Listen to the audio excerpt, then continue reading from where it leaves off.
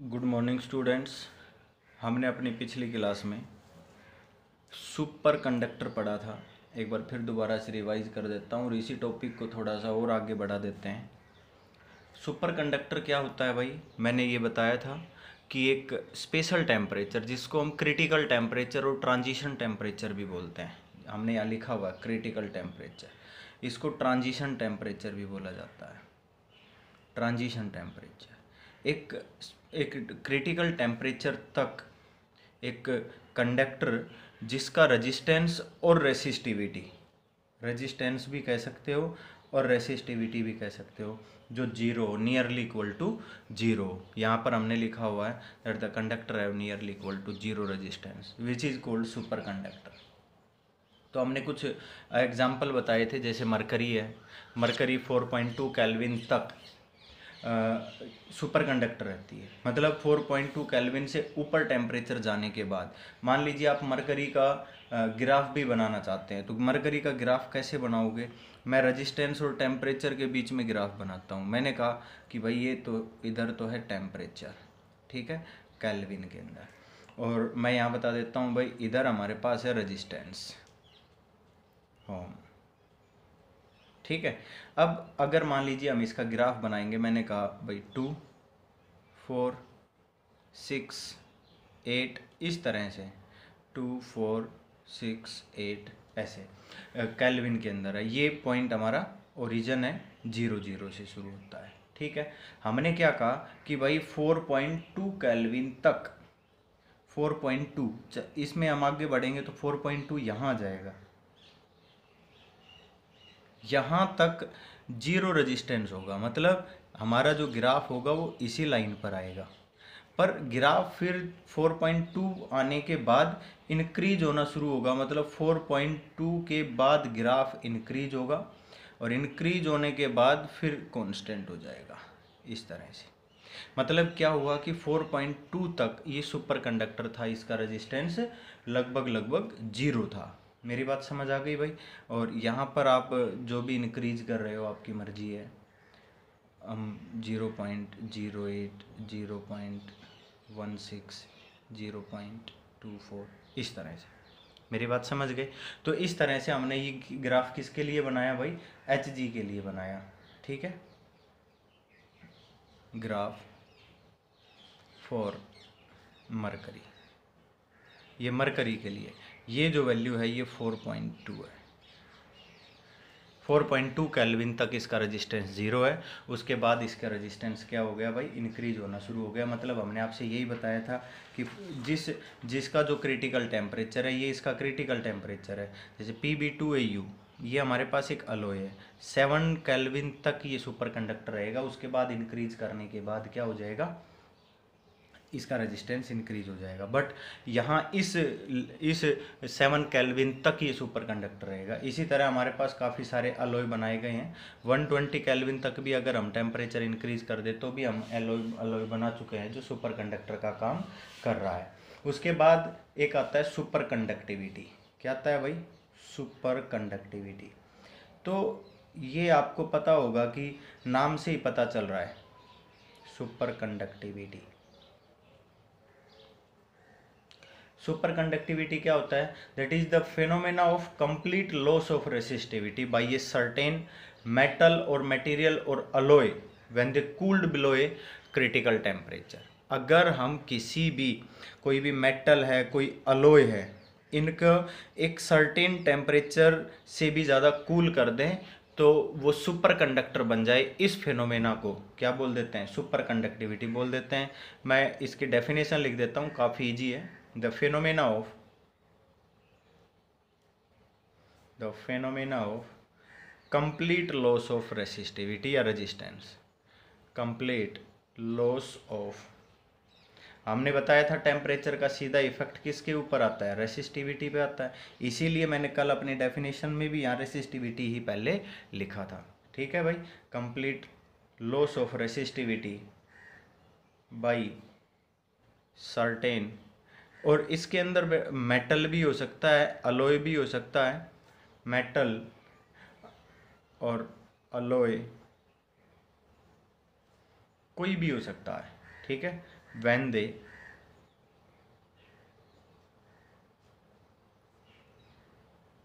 cooled below critical temperature। Critical temperature को transition temperature भी कहते हैं, मैंने वहाँ पर भी लिख दिया है। क्रिटिकल टेम्परेचर का दूसरा नाम ट्रांजिशन टेम्परेचर भी होता है। समझ आ गया भाई? Is called super conductivity. ठीक है भाई, ये हमारे पास सुपर कंडक्टिविटी हो गया। अब मैं आपको ये बता देता हूँ कि सुपर कंडक्टिविटी का रीजन क्या होता है, कोज ऑफ सुपर कंडक्टिविटी क्या होता है।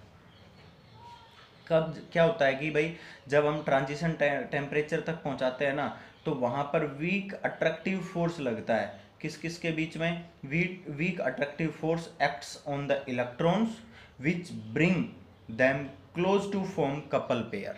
मतलब जो पेयर्स बने हुए हैं, कपल पेयर बने हुए हैं, उनमें जो इलेक्ट्रॉन्स है उनके बीच में वीक अट्रैक्टिव फोर्स लगता है, और उस such couple pairs are not deflected by ionic vibration. जो आयोनिक वाइब्रेशन होता है उससे वो डिफ्लेक्ट नहीं होते, और उनके बीच में कोलिजन भी नहीं होता। और जब उनके बीच में कोलिजन नहीं होता तो कोई रेसिस्टिविटी या कोई रेजिस्टेंस नहीं होगा। बात समझ आ गई भाई? ये इसका क्या है भाई? कॉज है। बस ये ध्यान रखना। मैं चलो ये भी लिख देते हैं, cause of super conductivity.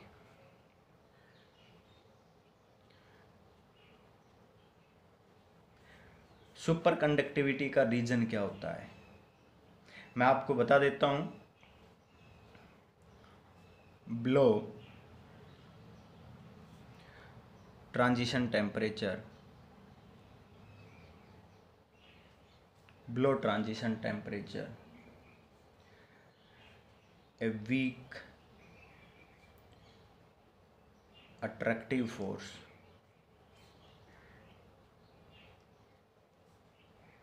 acts on electrons which bring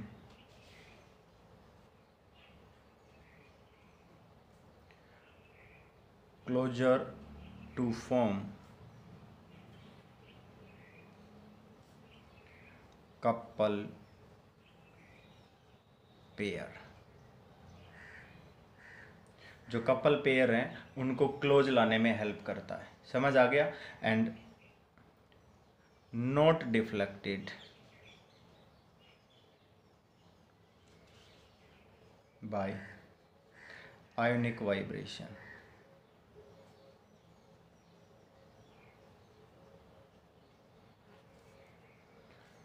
without collision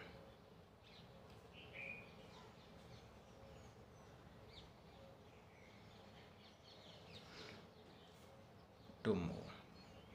मतलब जब वो मूव करेंगे तो उनके बीच में कोई कोलिजन नहीं होगा, वो एक दूसरे के कांटेक्ट में नहीं आएंगे, उनके बीच में वीक अट्रैक्टिव फोर्स एक्ट्स करना शुरू हो जाएगा, इसलिए वो क्या बन जाता है? सुपर कंडक्टर बन जाता है। ठीक है भाई? अब हम इसी का एक और पार्ट पढ़ेंगे। एक पढ़ेंगे भाई हम माइजनर इफेक्ट। ये तो हम वैसे बाद में भी पढ़ लेते हैं, पर चलो अभी साथ साथ बता देता हूँ, इसी टॉपिक के साथ कर लेते हैं। एक टॉपिक है हमारा माइजनर इफेक्ट, पेज नंबर 25। ठीक है, मैं बता रहा हूँ माइजनर इफेक्ट। देखिए माइजनर इफेक्ट काफ़ी सिंपल इफेक्ट होता है। मैं यहाँ पर आपको मैग्नेटिक फील्ड के बारे में बताऊँगा। कि इसके बारे में बताऊंगा? मैग्नेटिक फील्ड में। जैसे कि आपने कोई भी एक कंडक्टर ले लिया, ये आपके पास कोई भी कंडक्टर है, ठीक है, आपने क्या किया? मैग्नेटिक फील्ड दे दिया भाई, यहाँ पर आपने बता दिया भाई मैग्नेटिक फील्ड है।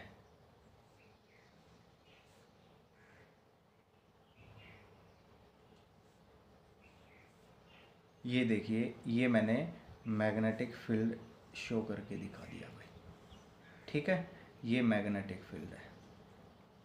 हमने कह दिया कि ये मैग्नेटिक फील्ड है जिसके अंदर यहाँ पर एक कंडक्टर रखा हुआ है और इस कंडक्टर का टेम्परेचर क्रिटिकल टेम्परेचर से ज़्यादा है। ठीक है, अब फिर मैंने क्या कहा कि अगर मान लीजिए इस कंडक्टर का टेम्परेचर क्रिटिकल टेम्परेचर से कम कर दें या क्रिटिकल टेम्परेचर के इक्वल कर दें, तो इस केस में क्या होगा कि जो भाई फील्ड लाइंस है ना, जो मैग्नेटिक फील्ड लाइंस है, वो यहाँ से टर्न लेकर यूं मूव करना शुरू कर देंगी, इसके अंदर एंटर नहीं करेंगी और ऐसे मूव करना शुरू कर देंगी इसके बाहर से रिपेल होकर। समझ आ गया? मतलब इसका मतलब मैं आपको ये कह सकता हूं, there are no magnetic field inside the, यहाँ पर जो B की वैल्यू है वो क्या बताओगे? 0। किस केस में? जब ये सुपर कंडक्टर हो, जब that effect is called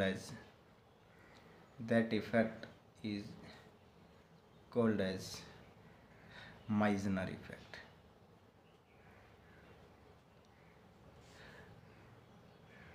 इस इफेक्ट को माइजनर इफेक्ट बोलते हैं। मतलब जब कोई भी सुपर कंडक्टर आपने मैग्नेटिक फील्ड में रखा तो फील्ड लाइंस उसके अंदर जीरो, ये फील्ड लाइंस इसके अंदर से पास हो रही हैं। पर इस केस में क्या होता है कि जैसे ही इसका टेम्परेचर क्रिटिकल टेम्परेचर से कम होगा तो ये क्या बन जाएगा?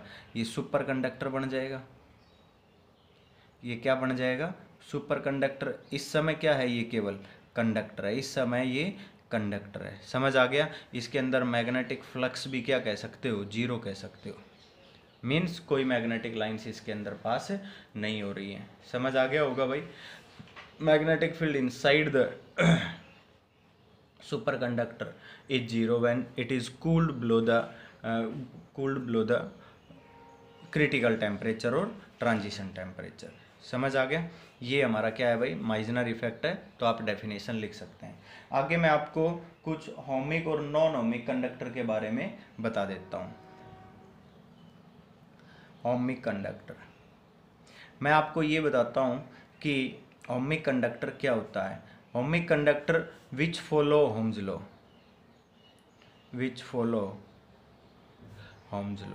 जो ओम्स लॉ को फॉलो करता है ना, वही केवल ओमिक कंडक्टर है। फॉर एग्जाम्पल, आपने ये ग्राफ पढ़ा होगा, VI ग्राफ।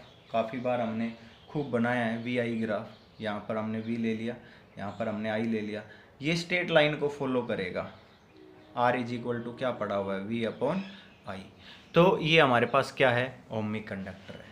समझ आ गया? जो इस ग्राफ को, जो इस लाइन को फॉलो करेंगे वो सारे के सारे ओमिक कंडक्टर है। और इस ग्राफ को अगर आप इधर भी लगाना चाहें तो इसको आर पार निकाल सकते हैं। मेरी बात समझ आ गई होगी?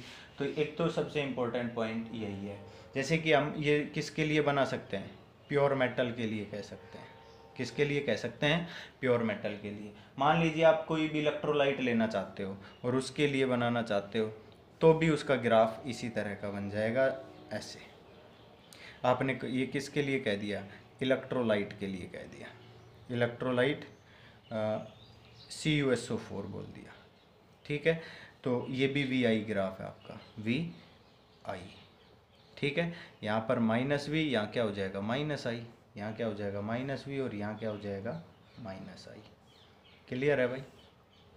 तो ये मैंने दो अलग अलग ग्राफ बना दिए। ठीक है? अब आगे मैं आपको बताता हूँ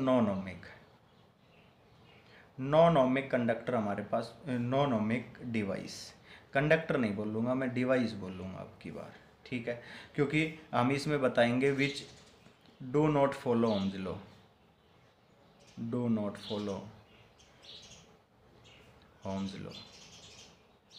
जो ओम्स लॉ को फॉलो नहीं करते। जो ओम्स लॉ को फॉलो नहीं करते वो नॉन ओमिक कंडक्टर होते हैं। मतलब सीधी सी बात है, काफ़ी बार आपने देखा होगा, मैं एक ग्राफ बना रहा हूँ, VI ग्राफ बना रहा हूँ, यहाँ V और यहाँ I, और ये मेटल के लिए ही बना रहा हूँ। ठीक है? और उसके बाद ये ग्राफ यूँ घूम गया, सीधा नहीं गया, तो ये क्या है? Non ohmic for metal. मैं लिख देता हूँ, पर ये non ohmic for non ohmic metallic conductor है। मेटेलिक कंडक्टर, ये याद रखना है। क्यों? क्योंकि हम ये कहते हैं कि भाई जब करंट हम ज़्यादा पास कर रहे हैं तो यहाँ टेम्परेचर इंक्रीज होगा। टेम्परेचर इंक्रीज होगा तो क्या होगा? रेजिस्टेंस भी क्या हो जाएगा, इंक्रीज हो जाएगा, और ग्राफ क्या होगा, ऊपर की तरफ बेंड हो जाएगा, परमानेंट स्ट्रेट लाइन नहीं रहेगा। समझ आ गया। तो कुछ कंडक्टर्स के लिए ये तो एक स्पेशल टेम्परेचर तक होता है कि भाई ये स्ट्रेट लाइन जाए, पर उसके बाद बेंड हो गया तो भी नॉन ओमिक कंडक्टर है। आपने कहा दूसरा एग्जाम्पल मान लीजिए हम ये लेते हैं, ये तो पहला था, दूसरा मैं वाटर वोल्टमीटर के लिए लेता हूँ।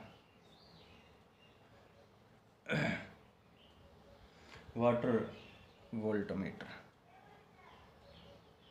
तो वाटर वोल्टमीटर क्या होता है, जैसे कि आपने क्या किया, ये ग्राफ बनाया, ठीक है, वी आई ग्राफ बना रहे हैं, वी यहाँ पर क्या ले लिया आपने, आई। इसका ग्राफ ही यहाँ से शुरू होता है, ओरिजिन से शुरू नहीं होता। मतलब आप क्या कर रहे हो, आप वोल्ट बढ़ाते जा रहे हो, करंट नहीं बढ़ रहा, तो भी ये क्या है, नॉन ओमिक है। समझ आ गया होगा।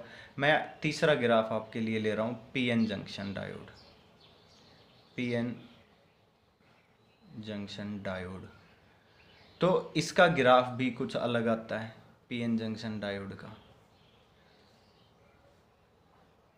VAB-VI ग्राफ बनाएंगे हम। पीएन जंक्शन डायोड का ग्राफ इस तरह से आता है, यूँ ऐसा ग्राफ होता है, ठीक है भाई। ये लगभग यूँ स्ट्रेट लाइन आकर ऐसे बेंड हो जाता है वैसे, इसको बोलते हैं फॉरवर्ड बायस। ये हम अपनी यूनिट पढ़ेंगे, सेमीकंडक्टर डिवाइस आगे हमारी यूनिट आएगी तो वहाँ पढ़ लेंगे हम अच्छे से, पर अभी बस आपने इसको थोड़ा सा ध्यान रखना है, बस थोड़ा सा ध्यान रखना है। समझ आ गया भाई। इसी तरह से हम एक थेरिस्टर का ग्राफ बनाते हैं। अगला ग्राफ मैं बना रहा हूँ थायरिस्टर। थायरिस्टर का ग्राफ हम बनाते हैं, किस तरह का ग्राफ होता है भाई, वी आई ग्राफ। इधर हमने आई ले लिया, यहाँ हमने वी ले लिया। तो ये ग्राफ रिवर्स में तो यूं ही होता है, ये भी एक सेमीकंडक्टर डिवाइस ही है, थायरिस्टर। और इसके अंदर ये ग्राफ यूं बैंड होता है, काफ़ी जगह पर बैंड होता है, यूं बैंड होकर और इस तरह से इंक्रीज होता है ये। समझ आ गया। मतलब अलग अलग जगह पर अलग अलग स्लोप भी देता है। हम देख रहे हैं टेढ़ा मेढ़ा ग्राफ है तो भी नॉन ओमिक ग्राफ है, ठीक है। इन सभी को हम आगे पढ़ेंगे। एक अलॉय हम गैलियम आर्सेनाइड लेते हैं जी, ये भी हमारे पास एक, वैसे गैलियम आर्सेनाइड भी एक सेमीकंडक्टर डिवाइस ही है। तो इसका ग्राफ कैसे आता है, ये हम लेते हैं गैलियम आर्सेनाइड।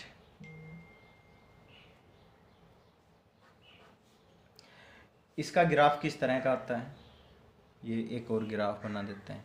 ये बस एक बार ग्राफ आपने देखने हैं और ज़्यादा कुछ नहीं है। यहाँ पर हमने करंट ले लिया, यहाँ पर हमने पोटेंशियल ले ली, ठीक है, वोल्ट।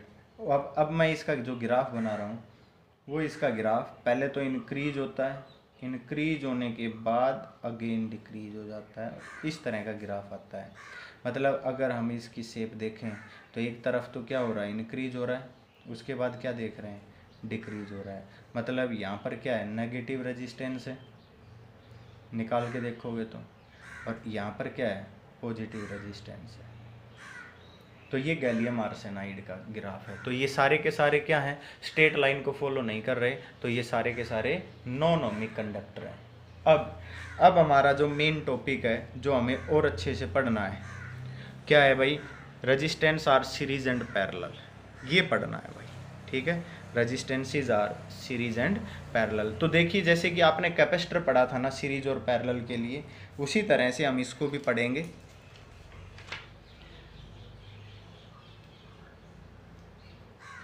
देखिए resistances R series and parallel. देखिए कैपेसिटर आपने अभी कुछ दिन पहले ही ख़त्म किया है, तो मैं आपको सबसे पहले रेजिस्टेंस इन सीरीज ले लेता हूँ। सबसे पहला क्या लेते हैं, रेजिस्टेंसेस आर इन सीरीज।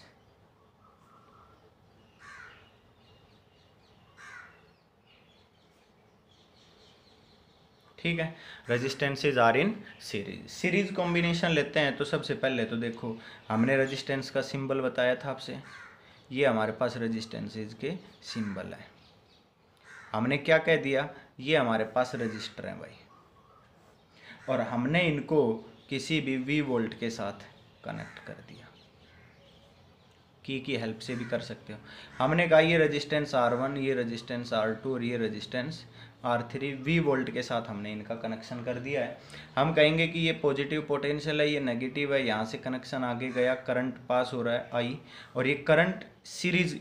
तो यहाँ पर हम इम्पोर्टेंट पॉइंट लिखेंगे भाई। इम्पोर्टेंट पॉइंट की बात करेंगे तो मैं क्या कहूँगा, in series combination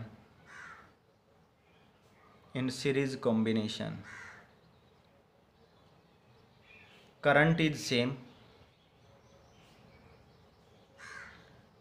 in each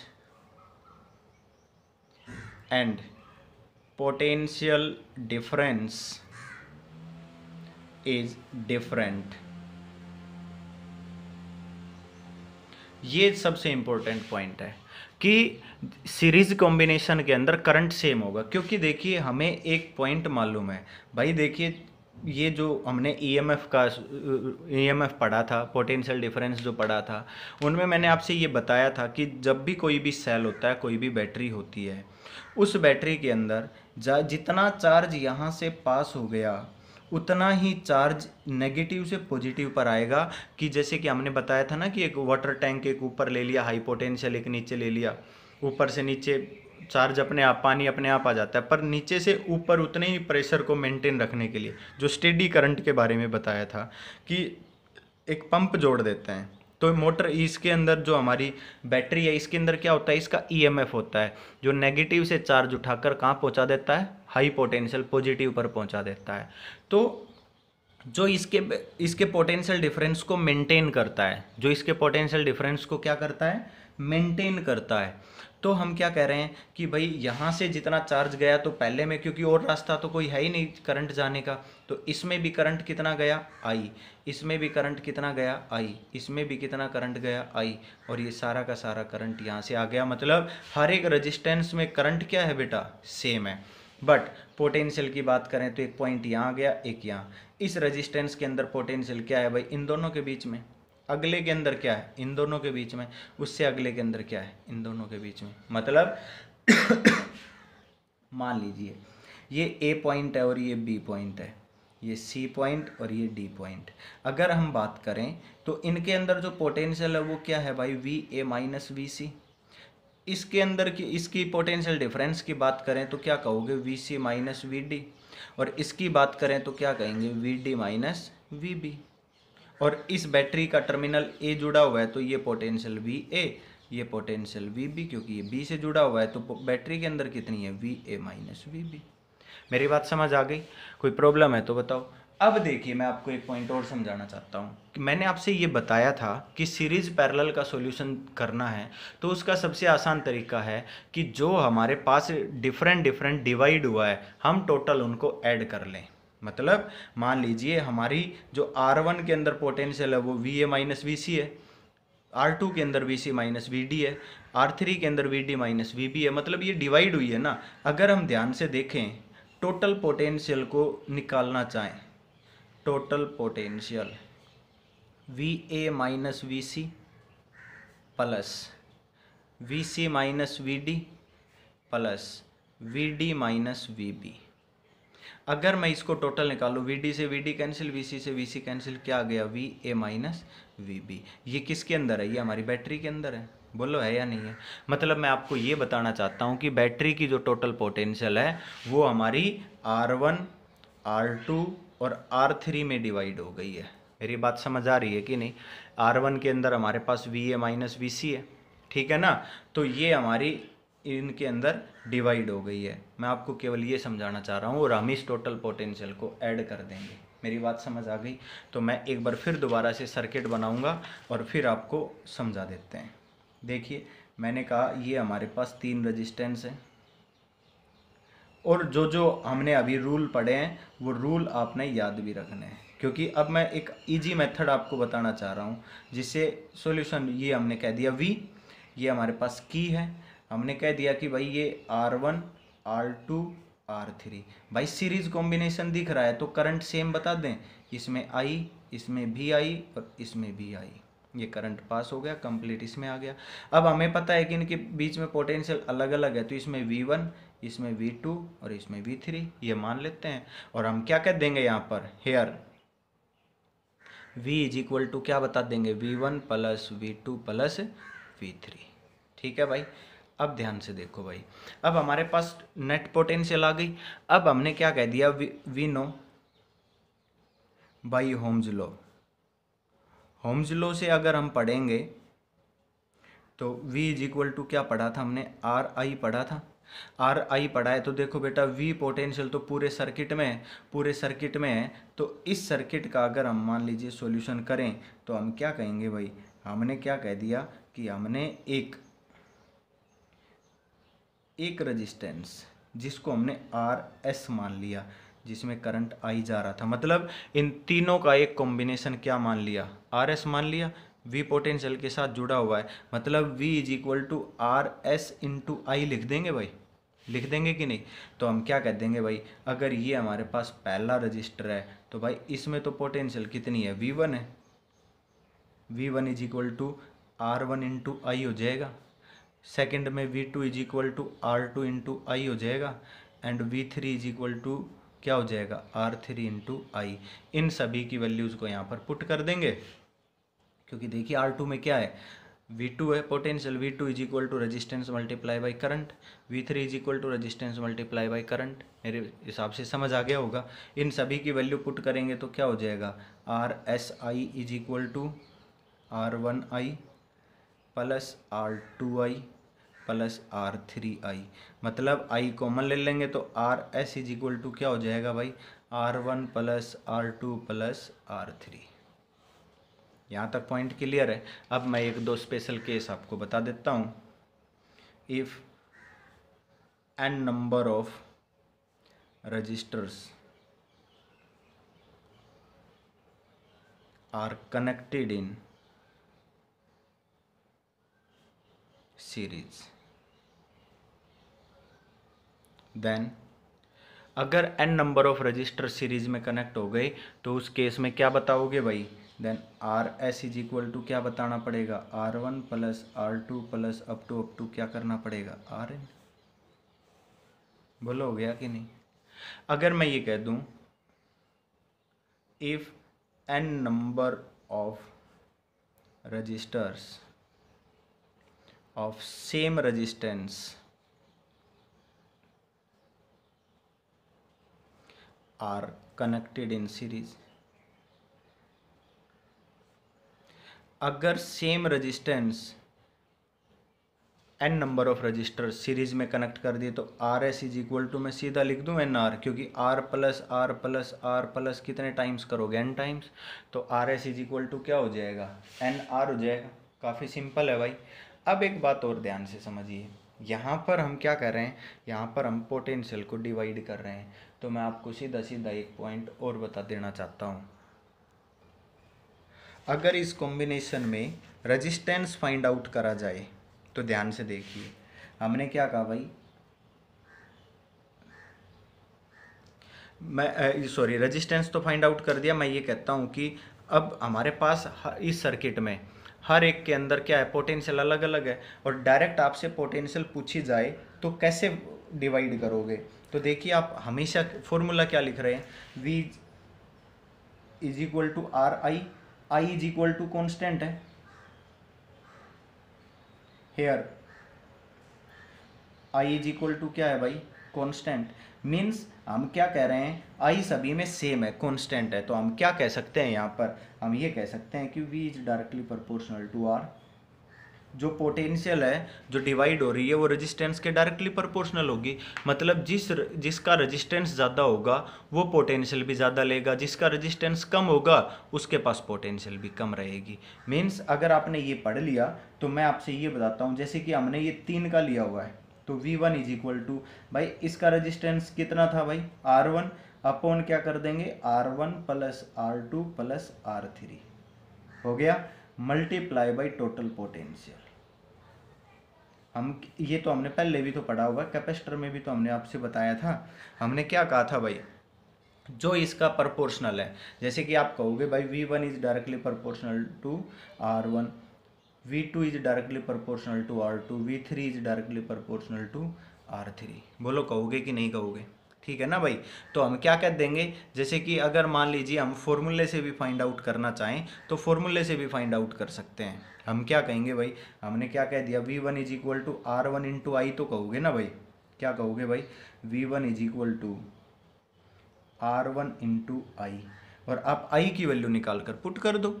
अगर आप आई की वैल्यू निकाल कर पुट करोगे तो क्या हो जाएगा, आई की वैल्यू निकालोगे तो आप क्या कहोगे, आई इज इक्वल टू भाई टोटल पोटेंशियल क्या है हमारे पास V, और टोटल रेजिस्टेंस क्या है RS। बोलो है या नहीं है? और RS की वैल्यू अगर आप पुट करोगे तो क्या लिखा जाएगा, V upon R1 plus R2 plus R3। समझ आ गया? तो हम ये वैल्यू यहाँ पर पुट करेंगे तो देखो अपने आप आ गया। सिमिलरली ऐसे ही आप क्या करोगे, V2 निकाल सकते हो, तो V2 क्या हो जाएगा भाई, R2 upon R1 plus R2 plus R3 multiply by V। और इसी तरह से फिर आप V3 भी निकाल दो, यूँ ही फाइंड आउट कर लो। मेरी बात समझ गए? बस सीधा सीधा ये आपको बताना चाह रहा था कि जो पोटेंशियल होगी वो इनके रेजिस्टेंस के प्रोपोर्शनल होगी।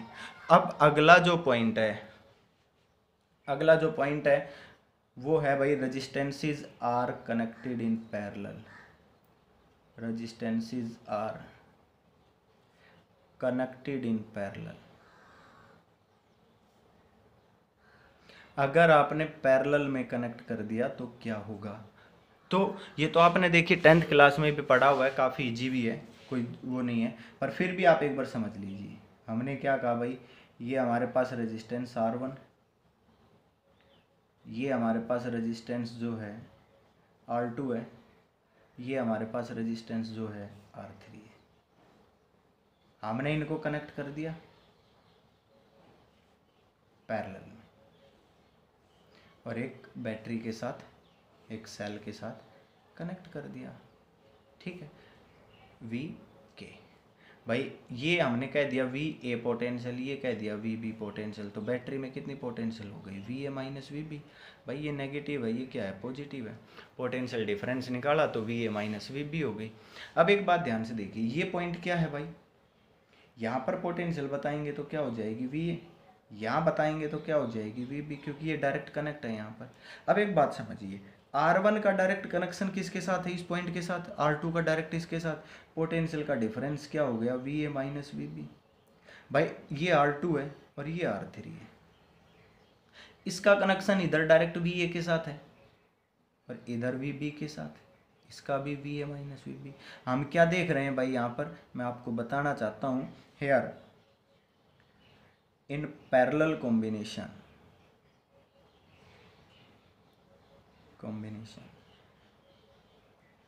potential difference is same, potential difference is same in each register. कितने भी रजिस्टर जोड़ देना, कितने भी रजिस्टर कनेक्ट कर दो आप, उनका रेजिस्टेंस कितना भी हो, डजेंट मैटर, बट जितने भी रजिस्टर आप कनेक्ट करोगे उन रजिस्टर का हर एक का जो पोटेंशियल डिफरेंस होगा वो क्या होगा, सेम होगा, डिफरेंट नहीं हो सकता। समझ आ गया?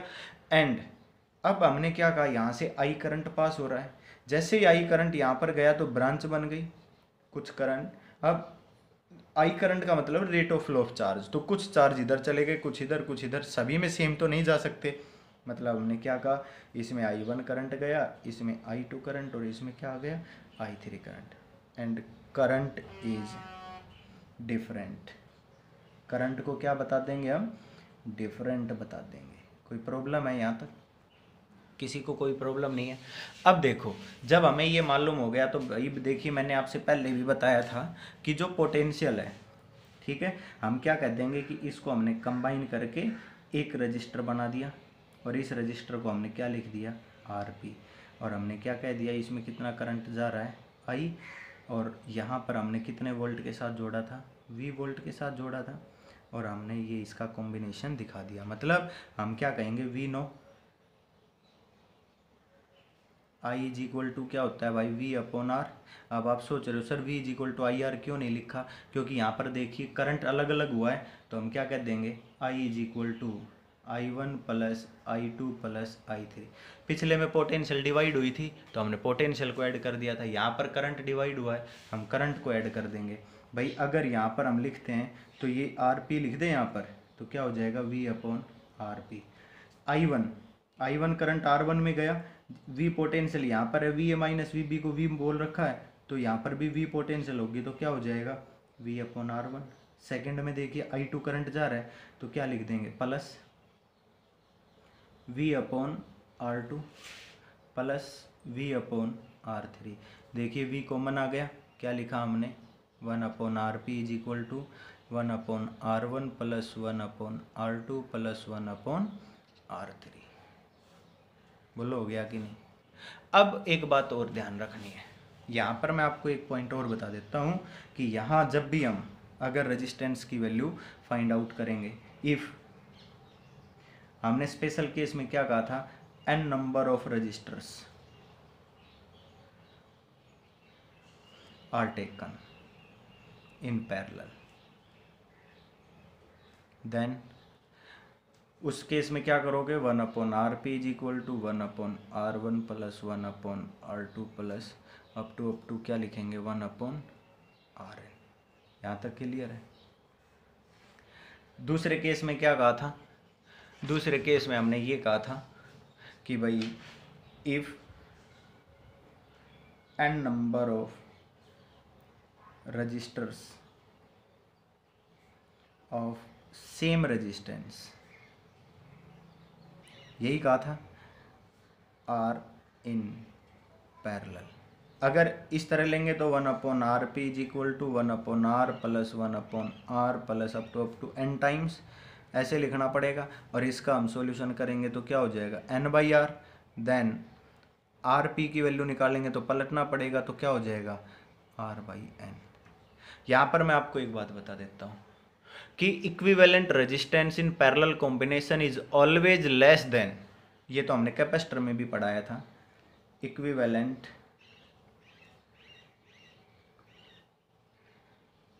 Resistance in parallel combination, parallel combination के अंदर जो इक्विवेलेंट रेजिस्टेंस होता है इज ऑलवेज लेस देन, पता होना चाहिए, ऑलवेज लेस देन इंडिविजुअल। कोई भी इंडिविजुअल आपने जो लिया हुआ है उससे हमेशा लेस होगा, कम होगा, उससे ज़्यादा नहीं आ सकता। एक और इसी के अंदर मैं आपको बता देता हूँ, if two resistors are taken, क्योंकि ये मैं इसलिए बता रहा हूँ काफ़ी जगह पर यूज होगा और डायरेक्ट हम लगाएंगे, then taken in parallel, then R P is equal to सीधा लगाना है R one R two upon R one plus R two, क्योंकि बेटा करके देख लो भाई, one upon R P is equal to one upon R one plus one upon R two करोगे ना, फिर एलसीएम ले लो, one upon R one plus one upon R two, LCM ले लो और फिर पलट दो, यही आंसर आएगा। तो मैं जब भी न्यूमेरिकल करूँगा तो पैरेलल के लिए ये लगाऊंगा, और कैपेसिटर में हमने सीरीज में लगाया था C1 C2 upon C1 plus C2, क्योंकि वहाँ पर वन अपॉन CS आ रहा था, ध्यान से देखिए उसको एक बार रिवाइज करना, ठीक है। अब हमने क्या कहा था भाई, हमारे पास डिफरेंट क्या है, करंट है, तो हमने डिफरेंट करंट के लिए डायरेक्ट रेशियो निकालना पड़ेगा। तो हम एक पॉइंट और बताएंगे यहाँ पर आपको, ठीक है भाई।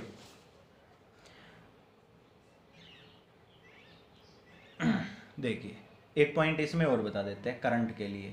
तो करंट हम कैसे निकालेंगे, आपने सबसे पहले तो ये ध्यान से देखना है कि हमने फॉर्मूला क्या लगाया, हमने करंट का फॉर्मूला लगाया I is equal to V upon R. हम क्या देख रहे हैं, I is inversely proportional to क्या देख पा रहे हैं, रेजिस्टेंस है।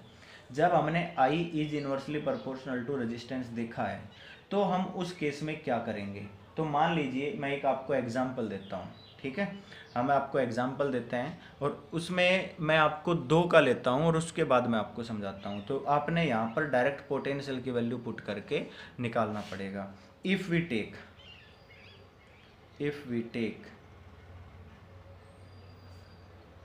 2 रजिस्टर्स।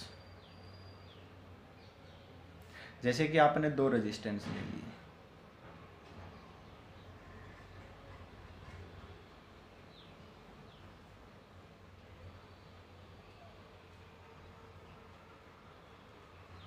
ये की potential V, resistance R1, resistance R2, current I1, यहाँ पर करंट I2, पोटेंशियल V, ये हमने आपसे बताया था। ठीक है, मैं I1 I2 निकालना चाहता हूँ तो मैं आपको बता देता हूँ, ये इन्वर्सली प्रोपोर्शनल आ रहा है ना, तो आप क्या लिखोगे, I is inversely proportional to R1, I2 is inversely proportional to क्या हो जाएगा, R2।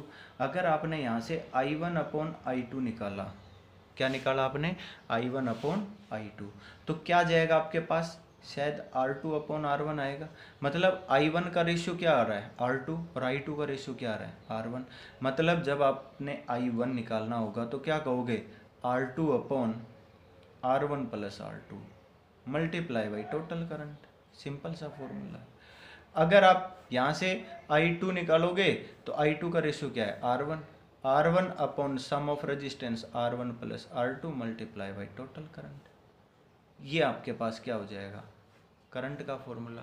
तो ये हमने स्टेप टू स्टेप निकालना है, ये तो हमने 2 के लिए बताया, अगर 3 है तो उसके लिए फिर हम अलग अलग डिवाइड करके निकाल पाएंगे, एक साथ हम नहीं निकाल पाएंगे।